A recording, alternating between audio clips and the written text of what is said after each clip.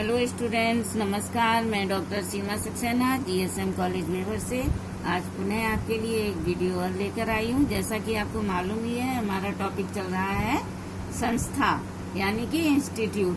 तो मैंने आपको कल इसमें संस्था का अर्थ भी बता दिया था और संस्था का अभिप्राय क्या है, संस्था को मैंने इसे डिटेल में समझाया भी था। संस्था की परिभाषा भी मैंने आपको बताई थी। ठीक है, ग्रीन की परिभाषा बताई थी, एक बोगार्डस की बताई थी, समनर की बताई थी और एक मैंने बताई थी ग्रीन की, समनर की और बोगार्डस की। एक बताई थी मैंने आगमन और निमकाफ की। ठीक है, इसके बाद मैंने आपसे कहा था परिभाषाओं की व्याख्या।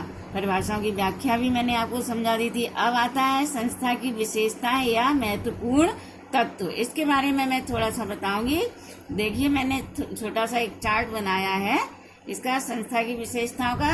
इसमें देखिए, पहला है संस्था की विशेषता, पहली है विचार या धारणा। संस्था की पहली विशेषता या तत्व है विचार या धारणा। इससे पहले मैं थोड़ा सा आपको समझाऊंगी विचार या धारणा क्या है, इसके बारे में थोड़ा सा समझें। विचार अथवा धारणा प्रत्येक संस्था का एक प्रमुख तत्व होता है। विचार जो मनुष्य के मन में जो भी विचार आते हैं, मस्तिष्क में जो भी विचार या धारणा आती है, तो वह क्या है, प्रत्येक संस्था का एक प्रमुख अंग है या एक प्रमुख तत्व है। ठीक है, तो प्राचीन काल से लगातार मनुष्य की अनेक आवश्यकताएं होती हैं।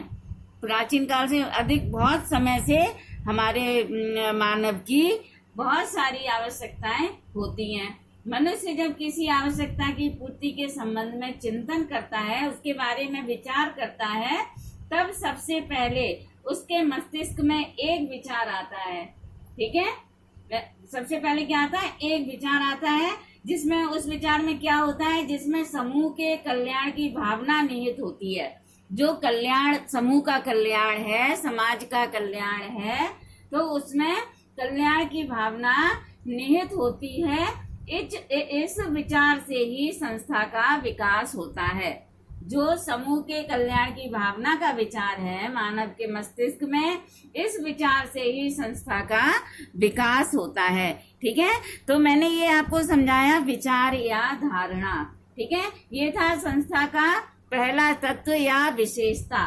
ठीक है, याद रहेगी आपको। जैसा कि इसमें समनर ने इसकी परिभाषा में बताया भी था, समनर ने विचारधारा, विचार, मत, सिद्धांत या स्वार्थ, ये मैंने आपको बताया था कल कि विचारधारा, विचार, मत, सिद्धांत या स्वार्थ और एक ढांचे से मिलकर बनती है। समनर ने संस्था को बहुत अच्छे ढंग से प्रस्तुत किया है, जैसा कि मैं आपको बताऊंगी। तो ये क्या था, विचार या धारणा। दूसरा नंबर है ढांचा। ढांचा संस्था का एक प्रमुख तत्व माना जाता है, जिसे इंग्लिश में स्ट्रक्चर भी कहते हैं। ढांचा, जो संस्था का एक ढांचा होती है, तो प्रत्येक संस्था का एक ढांचा होता है। हर समाज में संस्था होती है और उसका एक ढांचा भी होता है। ठीक है, किसी आवश्यकता की पूर्ति संबंधी विचार को, मनुष्य की कोई भी आवश्यकता होती है तो उसको पूरा करने के लिए उस विचार को जब क्रियात्मक रूप दिया जाता है, मनुष्य के मस्तिष्क में जो भी विचार आते हैं उसको जब क्रियात्मक रूप दिया जाता है, तब संस्था का ढांचा विकसित हो जाता है। उसी समय मनुष्य अपने मस्तिष्क में सोच लेता है कि हमारी संस्था का ढांचा कैसा होना चाहिए, हम अपनी संस्था को कैसे बनाएं, उसे कैसे विशाल रूप में उसको कैसे विकसित करें, मनुष्य तभी सोच लेता है। ठीक है, और प्रत्येक संस्था प्रमुख रूप से मानवीय आवश्यकताओं की पूर्ति करती है। हर संस्था मनुष्य की मानवीय आवश्यकताएं जो होती हैं उसे पूरा करती है। ठीक है, ये ढांचा में होता है।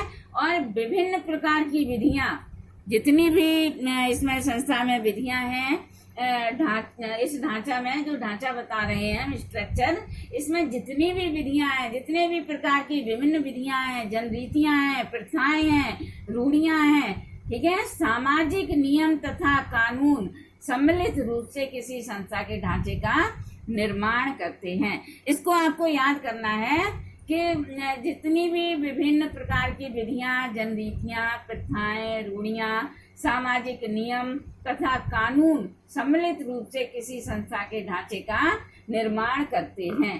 तो ये हो गया बेटा ढांचा, जिसे हम स्ट्रक्चर भी कहते हैं। तो आपको ये मैंने 2 महत्वपूर्ण तत्व और विशेषताएं बताई हैं संस्था की, कौन कौन सी, विचार या धारणा, और नंबर 2 ढांचा।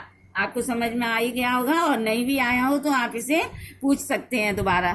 तीसरी विशेषता है सामाजिक स्वीकृति एवं अधिकार। इसमें संस्था की तीसरी विशेषता क्या है?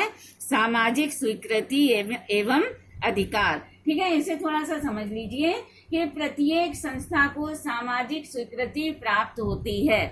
बिना सामाजिक स्वीकृति के कोई भी संस्था नहीं चल पाती। उसे समाज को सामाजिक स्वीकृति भी उस संस्था को लेनी पड़ती है। ओके, जिसके आधार पर संस्था को एक अधिकार सत्ता प्राप्त हो जाती है। उसी के आधार पर संस्था को एक अधिकार मिल जाता है। वह ठोक बजाकर कह सकता है मुझे तो इसकी मान्यता प्राप्त है। हमारा कॉलेज कैसा है, हमारा विद्यालय है, इसे तो मान्यता मिली है, मुझे किसी का डर नहीं है, मेरा तो जो विद्यालय है मान्यता प्राप्त है।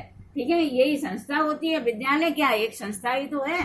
ठीक है, तो सामाजिक स्वीकृति के कारण ही संस्था व्यक्तियों, जो सामाजिक स्वीकृति है, इसके कारण ये संस्था व्यक्तियों से अपने नियमों का पालन कराती है।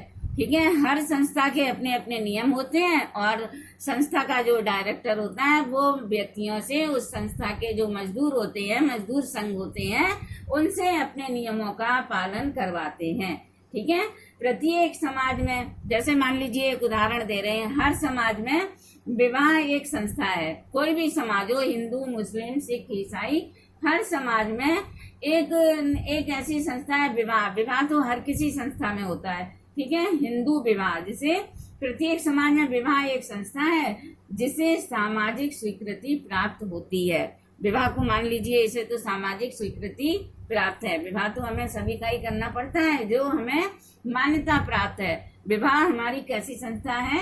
एक मान्यता प्राप्त संस्था है। ठीक है, इसी आधार पर पति पत्नी को परस्पर एक दूसरे के अधिकार प्राप्त हो जाते हैं। विवाह जैसे ही होता है वैसे ही पति पत्नी को एक दूसरे के अधिकार परस्पर प्राप्त होते रहते हैं। ये थी हमारी 3 विशेषताएं। ठीक है, कौन कौन सी? विचार या धारणा, दूसरी थी ढांचा, तीसरा मैंने समझाया है आपको सामाजिक स्वीकृति एवं अधिकार। आज केवल इतना ही, कल मैं पुनः आपके लिए एक वीडियो और लेकर आऊंगी। तब तक के लिए इतना ही। ओके, धन्यवाद। और देखिए, आपको एक बात मैं और बताने जा रही हूँ। देखो, कोरोना का प्रकोप बहुत जोर से भयावह होता जा रहा है। बहुत ही भयंकर रूप से कोरोना फैल रहा है अपने फेवर में। इसलिए आप अनावश्यक रूप से कतई मार्केट में, बाजार में बिल्कुल ना जाएं। ना किसी के घर जाएं, ना किसी से मिलें। अपने घर में रहिए, सुरक्षित रहिए, और जो हमारी ऑनलाइन क्लासेस चल रही हैं इन्हें पढ़ते रहिए। और हमारा वीडियो आपको पसंद आए या समझ में आए तो इसे लाइक अवश्य करिए। ओके, धन्यवाद।